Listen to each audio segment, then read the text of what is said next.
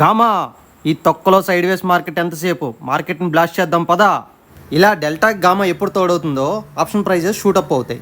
ఈ ఎగ్జాంపుల్లో ఉన్న option ప్రైస్ని observe చేయండి. ఆప్షన్ ప్రైస్ ₹1 నుంచి 45 రూపీస్కి విత్ ఇన్ ఫ్యూ మినిట్స్లో వెళ్ళిపోయింది. అంటే ₹1000 45,000 అయిపోయింది అనమాట. ఓన్లీ డెల్టా మూవ్ అయితే అండర్లైనింగ్ ₹1కి 0.5 నుంచి ₹1 కదా మూవ్ అవుద్ది. మరి ఇంత మూవ్మెంట్ ఎందుకు వచ్చింది? దీన్నే గామా మూవ్ అంటారు. మరి గామా దేన్ని ఇండికేట్ చేస్తుంది?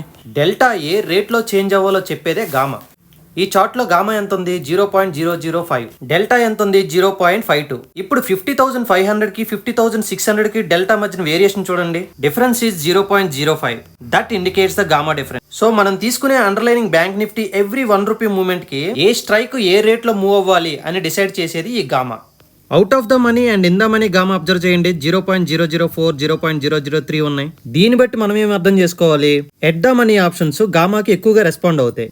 మనం కొన్ని other factors intrinsic value and vega గురించి కూడా తెలుసుకుందాం ఫ్యూచర్లో. ఈ గామా ఎఫెక్ట్ ఎక్స్పైరీకి దగ్గరగా ఉన్న కాంట్రాక్ట్స్ మీద ఎక్కువగా ఉంటుంది, దూరంగా ఉన్న వాటి మీద తక్కువగా ఉంటుంది. ఇప్పుడు ఎక్స్పైరీ డే దూరంగా ఉన్న కాంట్రాక్ట్స్ అబ్జర్వ్ చేయండి. దీని గామా వాల్యూ 0.003 ఉంది ఫర్ ద సేమ్ స్ట్రైక్.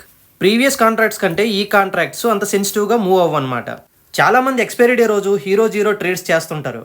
వాడు ఆ రోజు హీరో అయ్యాడంటే వాడిని నిజంగా హీరో చేసింది మాత్రం మన గామా. వాడు జీరో అయ్యాడంటే వాడిని జీరో చేసింది మాత్రం మన తేట. Thank you.